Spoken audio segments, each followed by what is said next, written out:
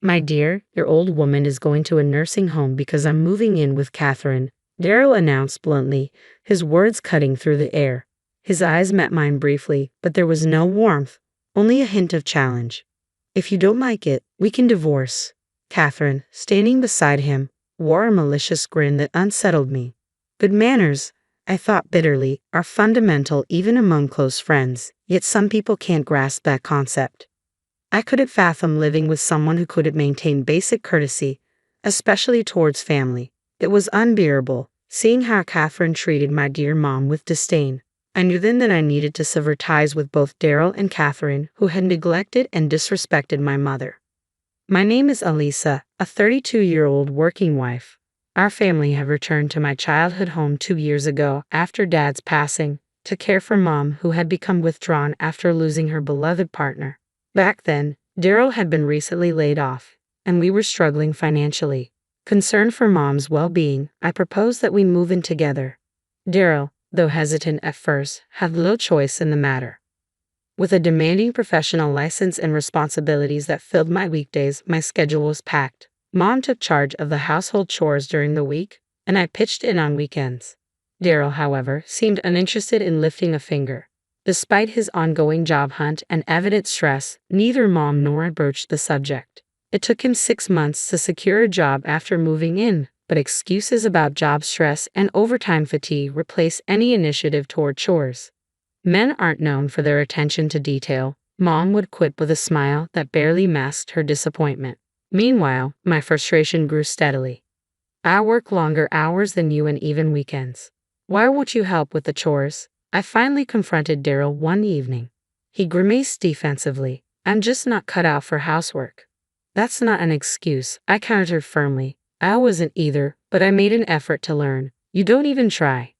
Things are different now, he shrugged, retreating from the conversation. You had time to learn. I'm too busy now. His dismissal hung in the air as he turned away, leaving me to wrestle with the unresolved tension.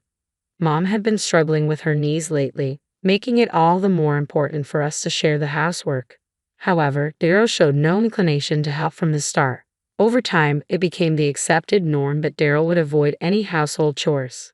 A new issue surfaced recently when Daryl started inviting his sister Catherine over on weekends. Catherine, who was 5 years my senior, lacked the maturity and common sense one might expect from an adult. I had never been fond of her due to her poor manners.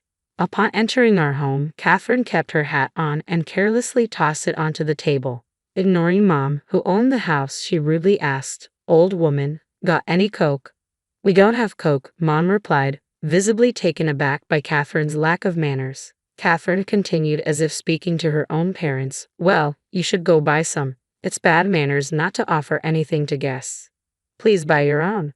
"We didn't expect any guests," I interjected firmly, hoping to finally quiet her down. Despite multiple warnings, Catherine continued her intrusive behavior, opening doors to other rooms and helping herself to dessert from the fridge. Talking to Daryl about it proved futile. "Look, when Catherine comes over, neither Mom nor I can relax," I explained to Daryl one evening. "It's okay occasionally, but every week is too much. If you're both free, why not go out somewhere instead of always coming here? It's becoming a burden on my family." "I live with your mother, Dina, out of necessity. You should be grateful and not complain," Daryl retorted defensively. "That's a separate issue," I insisted. "I wish you wouldn't equate Mom with Catherine. Mom is quiet and unassuming, while Catherine's behavior causes us a lot of trouble." "It's not separate," Daryl argued back. "I allowed Dina to live with us, so Catherine's visits should be accepted." Frustrated, I countered, "Mom and Catherine are not the same. Mom deserves respect, unlike Catherine, who is rude to both of us." My words sparked a heated argument with Daryl, who seemed unable to grasp the difference. Daryl had been a quiet, reserved person since our marriage, but his demeanor changed noticeably after losing his previous job. He spoke remorsefully about being laid off due to poor performance, and despite my sympathy, I still expected him to maintain basic manners. However, the issue of Catherine's frequent visits was just the beginning.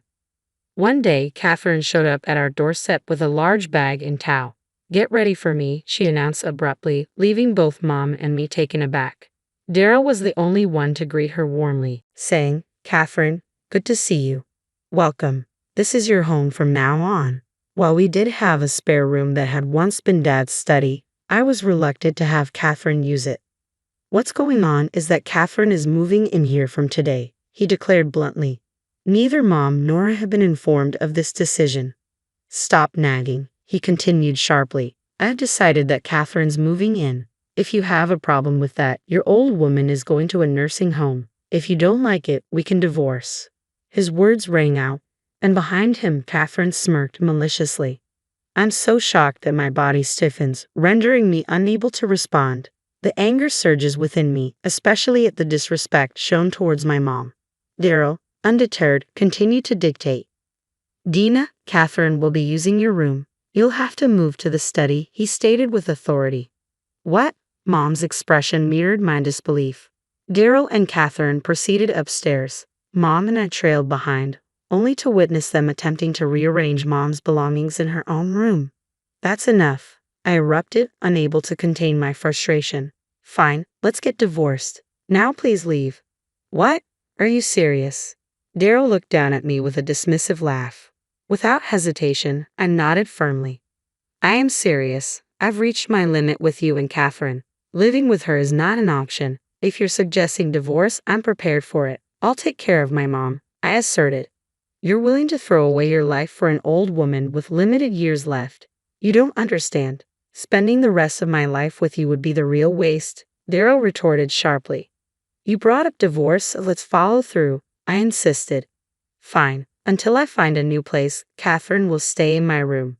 Why don't you move over to your beloved Dina's room? Daryl countered, his tone challenging. That's my plan anyway. Don't come to regret divorcing me later. I've been under stress, always putting your mother first. I won't regret this, I affirmed firmly. Both Daryl and Catherine looked down on me and chuckled, likely anticipating a favorable outcome in the property division during the divorce. Swiftly, I packed my belongings and relocated to Mom's room. Having endured discomfort sharing a room with Daryl for so long, I finally found peace in my new sleeping quarters. Concerned, Mom approached me, asking, Are you sure about the divorce? You'll be alone now.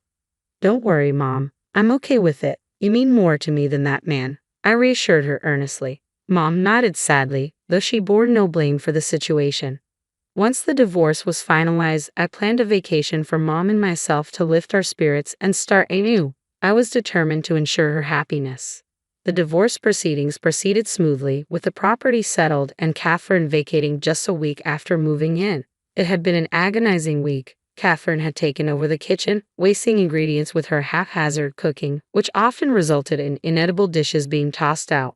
She also disrupted the nights with blaring music and even consumed a cake I had purchased from a renowned chef, intended to be shared with Mom. After leaving our home, the two of them moved into a well-located condo. Daryl resumed his work routine, while Catherine planned to take on a part-time job. You might expect that to be the end of our connection with them, but it wasn't. Feeling the need to release all my pent-up frustration, I decided to visit my in-laws' house unannounced. My mother-in-law, Posey, was a step up from Catherine, but still someone I didn't particularly like, often making snide remarks about me. Among them, my father-in-law, Oswald, stood out as the most reasonable and decent person in the family. Initially, I hadn't minded Posey or Catherine much because Daryl and Oswald seemed decent. It turned out I had misjudged Daryl. Without calling ahead, I arrived at my in-laws' home and announced through the intercom to Posey, I've come to say goodbye. We're divorced. Reluctantly, Posey let me in. I entered, still wearing my hat, and opened what I assumed was Posey's room. What are you doing? Posey asked, clearly displeased. Oh, I thought this was the custom in this house, given how Catherine behaved. How rude, I remarked, brushing off Posey's visible annoyance as I entered the room. Oswald was nowhere to be seen, leaving Posey flustered by my unexpected visit. Assertively, I settled onto the living room sofa and made a request, mirroring Catherine's past behavior. Could you get me a Coke? What? We don't have Coke. Can't you go buy some yourself? Posey replied sharply. What's this about? You're here to apologize for the divorce, right? I heard you had an affair, and now you act like this. An affair? I haven't done anything like that. Show me proof before you make such accusations. Besides, this is how your daughter treated us in our home. Didn't you raise her to act this way? And now you find my behavior rude? I challenged, watching as Posey paled and fell silent. I don't know anything about Catherine's actions. She's never listened to me, no matter how much I scold her, Posey admitted with a hint of resignation. So you gave up on trying to teach her, which is why you have such a selfish and self-centered daughter and son. Daryl is different. He's always been quiet and never caused trouble for anyone, I countered pointedly.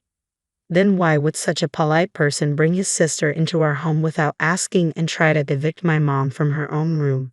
The reason we divorced is because Daryl told me if I didn't want to live with Catherine, then we should divorce. Where did this affair story come from? I pressed, watching as Posey looked bewildered and stared at the ground in silence. Seeing the futility of further discussion, I stood up. Please instruct your children not to behave like this in the future. I apologize for my abrupt behavior today, I concluded firmly before taking my leave. Following the incident, my parents-in-law formally approached me to apologize. I insisted, please apologize to Mom, prompting Oswald to express sincere regret and even provide compensation for the inconvenience caused. Mom was visibly moved by the gesture. I later heard that Posey had called Daryl and Catherine to their home and scolded them. While Posey had her faults, she seemed to pale in comparison to Catherine's behavior. My reenactment of Catherine's actions must have struck a nerve, prompting Posey to realize that changes were necessary. It was rumored that both parents had given their children a stern talking to, but it appeared that Daryl and Catherine's problems were far from over. Sometime after Mom and I had relocated, Daryl called me unexpectedly. Hey Elisa, where are you? Why do you need to know? I replied coolly. Because your house is up for sale. Daryl's frustration was evident in his raised voice. I reiterated my question. Why do I need to tell you where I am? Well, that's, he hesitated, seemingly grasping the significance of my question, because I still love you. I realize how much I missed you after you left. I regret my behavior. I was just putting on a front for Catherine. I truly wanted to cherish you and Dina, but I've always struggled to stand up to Catherine. No matter how much he claims to have changed or apologizes or even professes his love, my heart remains unmoved. There's no forgiving the way he brought Catherine into our home, threatened divorce, and insulted my mom, I asserted firmly. I don't care how you feel. We're divorced. No amount of apologies or money will make me reconsider, I stated resolutely. Don't say that. I've realized how much I value you and Dina. I promise it won't happen again. Just give me one more chance, Daryl pleaded desperately. You're just looking for someone to do the housework, aren't you? I groaned, feeling vindicated by his admission. I just blurted something out, but it seems I hit the mark. Besides, I can't believe you're asking to get back together, I added incredulously. You're unbelievable. Remember how you laughed when we discussed divorce? How you and Catherine looked down on Mom and me? Now the tables have turned, I concluded with a mix of frustration and satisfaction. His attitude changed. You're getting cocky just because I'm being humble here, Daryl retorted defensively. Weren't you supposed to be remorseful? Didn't Oswald and Posey teach you anything about consideration and taking responsibility? You should be the one apologizing. I heard you were disrespectful to Mom. You've even lied and blamed Catherine for it. Dad scolded both of us because of your actions, I countered, frustration evident in my tone.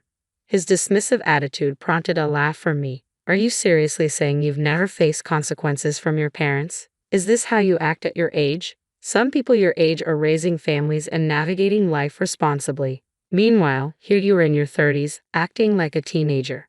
This is the life you chose. Stop deflecting blame and start taking accountability, I continued firmly.